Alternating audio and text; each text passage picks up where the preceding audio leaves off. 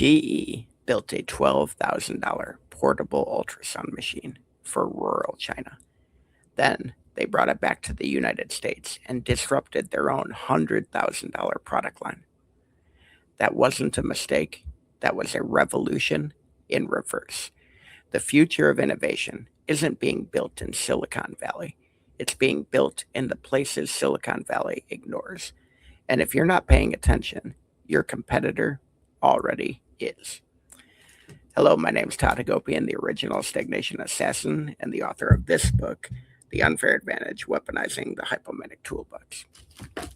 But today, we're doing a Stagnation Assassin book review of Reverse Innovation, Create Far From Home, Win Everywhere by Vijay, Govindarajan, and Chris Trimble.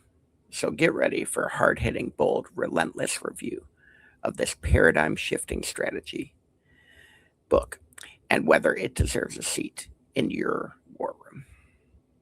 Govindarajan is a Dartmouth professor who ranked third on the Thinkers 50 list and served as GE's first professor in residence and chief innovation consultant. This book, co-authored with fellow Dartmouth professor Chris Trimble, argues that the historical flow of innovation, rich countries to poor countries, is reversing. Innovations born in the emerging markets are now flooding back to disrupt the developed world. Incumbents like GE, Deere, Pepsi, the case studies read like a Fortune 500 roll call, and the implications for any multinational leader are absolutely massive. So let's talk about the meat. What does this book get right? This book grabs a sacred cow by the horns and puts it right on the grill. The sacred cow, the assumption that you can take your premium products, strip out the features, and sell them cheaper to emerging markets. The authors call this glocalization. He calls it dead. You can't just dumb down your first world products for the third world and call it innovation. That is not strategy. That's arrogance with a discount code. The core thesis that real innovation in emerging markets requires clean slate thinking, not modification of existing products, is strategically explosive. They show how the needs gap between rich countries and poor countries are so vast that the incremental adaptation is insufficient. You need fundamentally different solutions at fundamentally different price points, and those solutions, once proven in resource-constrained environments, can often come back to disrupt your market at home. The GE healthcare case study is a masterclass. They built a portable ECG machine in India for a fraction of the cost of what their Western models cost. It wasn't a stripped-down version. It was a completely reimagined product born from constraint. Then it found massive demand in rural American hospitals and ambulances. That's not just innovation, that's competitive conquest through constraint. His framework for building local growth teams, autonomous units embedded in emerging markets with freedom to break from the corporate orthodoxy, is operationally profound.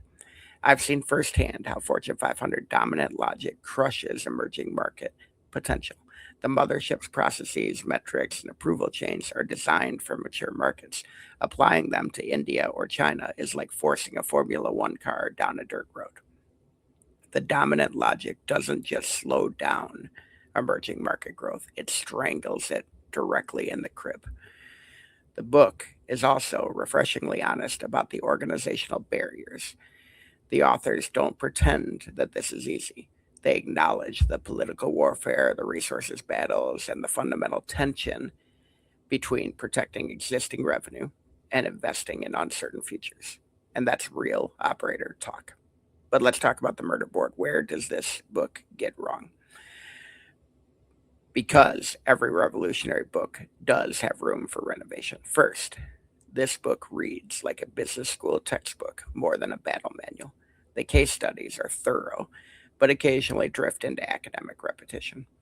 The authors make their point powerfully in the first half of the book, but then spend the second half of the book reinforcing it with examples that feel incrementally redundant. You get the message. You don't need it tattooed on every single chapter. Second, The organizational prescriptions, while sound, are easier to write than they are to execute. Build autonomous local teams? Great. Now go try and do that at a Fortune 500 with a centralized procurement structure, global compliance requirements, and a CFO who wants to know the ROI before the team buys a desk. The gap between framework and the political reality of implementation probably deserved a much deeper dive in the book for operators. Third, the book was written in a pre-AI, pre-platform economy world. The reverse innovation concept is actually more relevant than ever, but the specific examples and competitive dynamics have evolved dramatically. An updated edition addressing digital platform plays, AI-powered frugal innovation, and the accelerated pace of technology transfer would make this book even more potent than it is today. The thesis is timeless. The examples are aging, and the opportunity right now is exploding. So the stagnation verdict on this guy is 4 kills out of 5. Reverse innovation gets 4 kills because it does challenge one of the most deeply embedded assumptions in Fortune 500 strategy, that innovation flows from the rich to the poor. And these authors prove that it flows both ways, and that the companies who recognize this will dominate the next generation of global growth, while the companies who don't will be disrupted by competitors who they never saw coming. It loses the 5th kill for academic heaviness, implementation gaps, dated examples, but the strategic framework is world-class. If you lead at any multinational or aspire to, this book should be in your pre-read packet before your next strategy offsite meeting. So that's the Stagnation Assassin verdict. Reverse innovation earns 4 kills, a strategic weapon with a slightly dull blade that still cuts pretty darn deep. Get the unfair advantage, weaponizing the hypomanic toolbox on Amazon. Go visit toddhagopian.com or stagnationassassins.com, the world's largest stagnation database. And please subscribe to the Stagnation Assassin Show. The greatest threat to your market position is not the competitor with more money. It's the competitor with more constraints. Because constraints breed creativity, and creativity kills complacency.